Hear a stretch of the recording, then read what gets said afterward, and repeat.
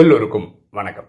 இன்னைக்கு நம்ம பார்க்கக்கூடிய சப்ஜெக்ட், உங்களுக்கு இறைவன் மேல் எவ்வளவு ஆழமான அன்பு இருக்கிறது. பாருங்களேன், நான் ஒரு 7 வருஷமா யூடியூப் ஸ்பேஸ்ல இருக்கேன், சோஷியல் மீடியால இருக்கேன். நிறைய பேர் ஃபோன் பண்ணுவாங்க, அவங்க பிரச்சனைக்காக சொல்லுவாங்க. நம்ம ராஜயோகத்தை அதுக்கு ஒரு சொல்யூஷனாக சொல்லுவோம். அதுக்கப்புறம் அவங்க ராஜயோகம் கற்றுப்பாங்க, அவங்களும் ப்ராக்டிஸ் பண்ணுவாங்க. எல்லாருக்கும் என்ன ஆசை அப்படின்னு பார்த்தீங்கன்னா, அவங்க ஒரு பிரச்சனைக்காக வந்தாங்க இல்லையா, அந்த பிரச்சனை தீர்வடையணும், சால்வ் ஆகணும், அவங்க எதிர்பார்த்த மாதிரி சால்வ் ஆகணும். அப்படி ஆயிடுச்சுன்னா அவங்களுக்கு ரொம்ப சந்தோஷமா இருக்கும். அவங்க இந்த ராஜயோகம் கற்றுக்கிட்டதுனால அவங்களுக்கு ஒரு பிரயோஜனம் இருந்தது அப்படின்னு ஒரு நம்பிக்கை வரும். ஓகேவா? ஆனால் சிலர் அவங்க எதுக்காக வந்தாங்களோ அது அப்படியே அட்டர் ஃபெயிலியர் ஆகிடும். சுத்தமாக அது மாதிரி நடக்காது. அப்படி வரும்போது மனசு தோண்டு போயிடும். கரெக்டாக சில பேர் என்ன பண்ண, அந்த ராஜயோகமே எனக்கு வேணாடா சாமி அப்படின்னு விட்டுட்டு போயிடுவாங்க. கடவுள் மேலே அவ்வளோ கோபத்தில் இருப்பாங்க. அப்படி இருந்தும் பெருந்தோல்வி வந்ததுக்கு அப்புறம் கூட இறைவனை விடாம இறைவன்கிட்டே இருக்கிற சிலர் எனக்கு தெரியும். ஓகேவா? இதுக்கு காரணம் என்னன்னா, இறைவன் மேல இருக்கிற ஆழமான அன்பு தான். ஓகேவா? இன்னைக்கு வீடியோல நம்ம அந்த மாதிரி ஆத்மாக்களை நான் சந்திச்சவங்களை வச்சுதான் சொல்ல போறேன். ஒரு சகோதரி, கிட்டத்தட்ட அவங்களும் 7 வருஷமா யூடியூப் வீடியோலாம் பார்க்குறாங்க. அவங்க என்கிட்ட எப்படி தொடர்பு கொண்டாங்கன்னா, அவங்களுக்கு திருமணம் ஆகியிருந்தது. அவங்க கணவருக்கும் இவங்களுக்கும் அண்டர்ஸ்டாண்டிங் சரியில்லை. கணவர் டிவோர்ஸ் பண்ண போகிறேன் அப்படின்றாரு. இவங்களுக்கு கணவரோடு சேர்ந்து வாழணும், ஒரு குழந்தை பெற்றுக்கணும்னு ஆர்வமாக இருந்தது. எல்லா பெண்மணிக்கும் இருக்கிற அந்த அபிலாஷை இருந்தது. இது கோர்ட்டுக்கு போகுது. என்னென்ன டிவோர்ஸ்க்காக போகுது. அதெல்லாம் அவர் கணவர் தான் இனிஷியேட் பண்ணுறாரு. இந்தம்மா சேர்ந்து வாழணும்னு இருக்காங்க. இந்தம்மா ரொம்ப சின்சியராக பரமாத்மா கனெக்ட் பண்ணுறாங்க. ராஜயோகம் எந்த அளவுக்கெல்லாம் டீப்பாக போக முடியும் அந்த அளவுக்கெல்லாம் பண்ணுறாங்க. சில வருடங்கள் என்ன ஆயிடுதுன்னா, அவங்களுக்கு கீழ்கோர்ட் டிவோர்ஸ் கொடுத்துட்டாங்க.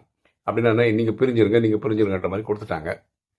இருந்தாலும் இவங்களுக்கு இறைவன் மேலே இருக்கிற அன்பில் என்ன பண்ணுறாங்கன்னா, ஹைகோர்ட்டில் மூவ் பண்ணுறாங்க. இல்லை, நாங்கள் சேர்ந்து தான் வாழணும் அப்படின்னு சொல்கிறாங்க. அது அங்கே சில மாதங்கள் வருஷங்கள்லாம் ஆகும் இல்லையா, அது முடிஞ்சு திருப்பும் தீர்ப்பாவது டிவோர்ஸ் தான் அப்படின்னு சொல்லிட்டு இவங்களால் மனசால ஏற்றுக்க முடியல. ஆனால் கோர்ட் அப்படி தான் சொல்லுது.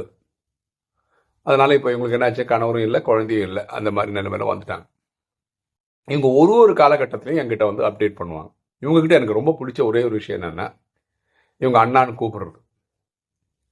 என்ன யூடியூப்ல வீடியோ பார்த்து கூப்பிட்றவங்கலாம் நிறைய பேர் ராஜயோகம் ப்ராக்டிஸ் பண்ணுற மாதிரி பிரதர் அப்படின்னுவாங்க. பிரதர்ன்றது ஒரு ஆங்கில வார்த்தை. கரெக்டாக அதில் அந்த அன்பு கலந்துருக்குமான்னா எனக்கு அப்படி தோணலை. ஆனால் இவங்க அண்ணான்னு கூப்பிடும்போது ரியலாகவே ஒரு தங்கை நம்மளை பார்த்து கூப்பிட்ற அந்த ஒரு ஃபீலிங் எனக்கு எப்பவுமே கிடைச்சி. இந்த மாதிரி 1-2 பேர் இருக்காங்க. ஓகேவா?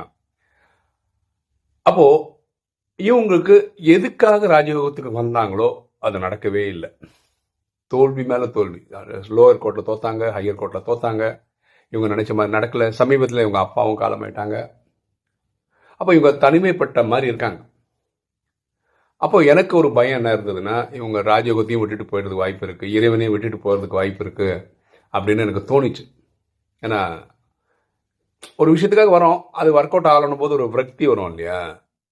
இவங்களை கேட்டால் அவங்க என்ன சொல்கிறாங்கன்னா, நான் ஏன் அப்பாவை விட்டுட்டு போகணும், ஏன் இறைவனை விட்டுட்டு போகணும், அவர் எனக்கு இதுதான் நல்லதுன்னு நினைக்கிறாரு, அதனால அவர் இப்படி பண்ணுறாரு. நான் எனக்கு தேவையானதெல்லாம் அவர்கிட்ட கேட்குறேன். எனக்கு தேவையானது நான் எல்லாமே கேட்பேன். அது எனக்கு இது தேவையா தேவையில்லையான்னு இறைவன் தானே கரெக்டாக டிசைட் பண்ண முடியும். எனக்கு இந்த வயசில் அது புரிஞ்சுக்கக்கூடிய வயசு இல்லாமல் இருக்கலாம். ஆனால் நான் இறைவனை விட்டு போக மாட்டேன். என்ன இருந்தாலும் அவரே தான் கதியாக இருப்பேன்.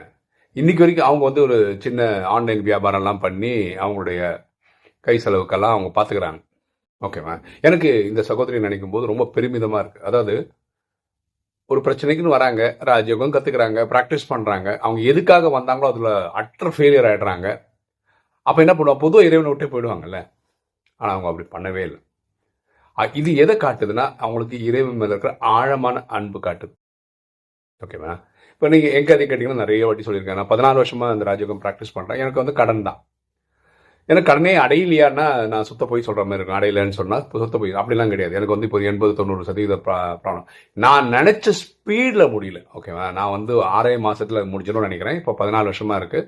இப்போவும் பார்த்தீங்கன்னா HDFC பேங்க் வராங்க, ICICI பேங்க் வராங்க, பேசிகிட்டு இருக்காங்க. அது என்ன சொல்கிறது, அது அந்த பக்கம் போயிட்டு இருக்கு.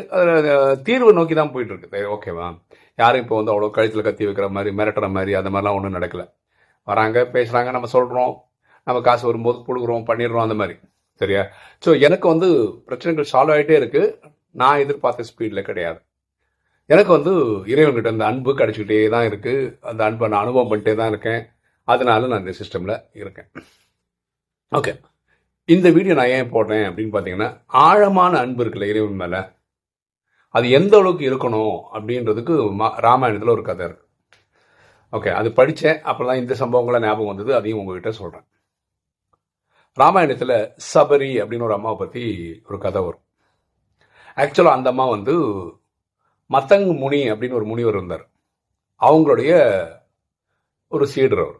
ஓகே, இந்த மத்தங் முனின்றவர் வயசாயிட்டாரு.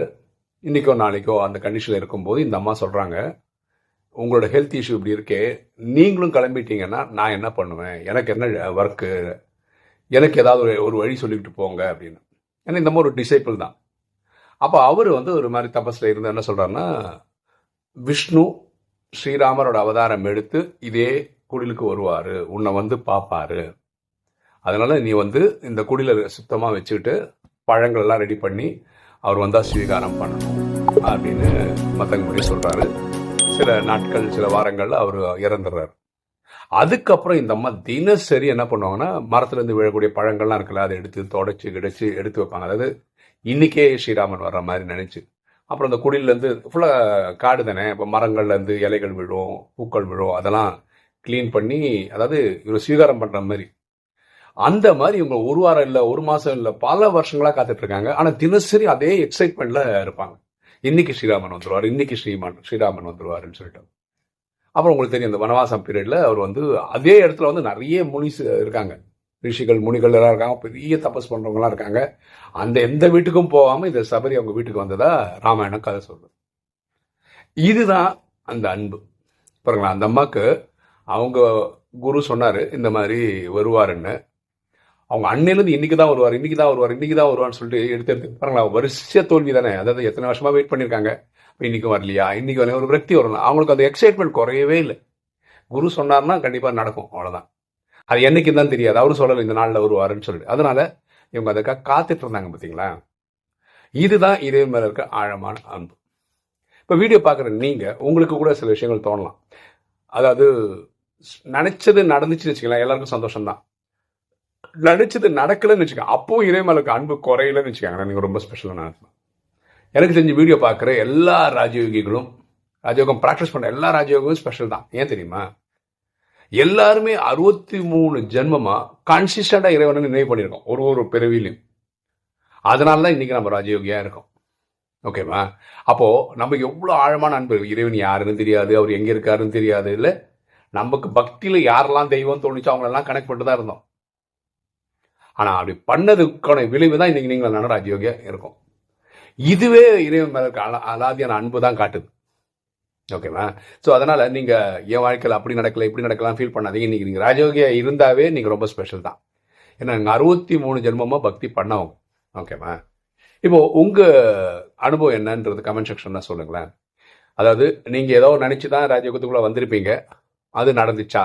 நீங்க நினைச்ச மாதிரி நடந்துச்சுன்னா சக்சஸ். ஓகேவா? ஆனா தோல்வியும் அடைஞ்சிட்டேன், நான் நினைச்சது ஒன்று, இப்படி வந்தேன், இங்கே தோல்வி அடைஞ்சிட்டேன், இந்த சகோதரி இருக்காத மாதிரி. ஆனாலும் நான் இறைவனை விட்டு போகல, அப்படி ஏதாவது ஒரு சம்பவங்கள் இருந்தால் அது போடுங்க. ஏன்னா நிறைய பேர் இந்த வீடியோ பார்க்குறவங்களுக்கு வந்து ஒரு மனநிலையிலும் இருக்காங்க. வாழ்க்கை அவங்களுக்கு கொடுக்கக்கூடிய சேலஞ்சஸ்ல சில பேர் ஜெயிச்சிருக்காங்க, சில பேர் தோத்துருக்காங்க. என்ன இருந்தாலும் இந்த இறைவன் கையை பிடிச்சிக்கிறான் பற்றி டைட்டா, அவங்களுக்கு என்றைக்குமே நல்ல காலம்தான். அது வந்து அந்தந்த ஆத்மாவுக்கு தெரிஞ்சா நல்லது. ஸோ இது விஷயமா உங்கள் அனுபவம் என்னன்றது கமெண்ட் செக்ஷனில் போட்டு எனக்கு ரொம்ப சந்தோஷம். என்னென்னா இப்போ சமீபத்தில் வரக்கூடிய எல்லா வீடியோக்கும் எல்லாருமே ரொம்ப டீட்டெயிலாக கமெண்ட்ஸ் போடுறாங்க. இதனால் அடுத்தவங்களும் பார்க்குறாங்க, அவங்களுக்கும் பல விஷயங்கள் புரியுது, தெரிஞ்சுக்கிறாங்க.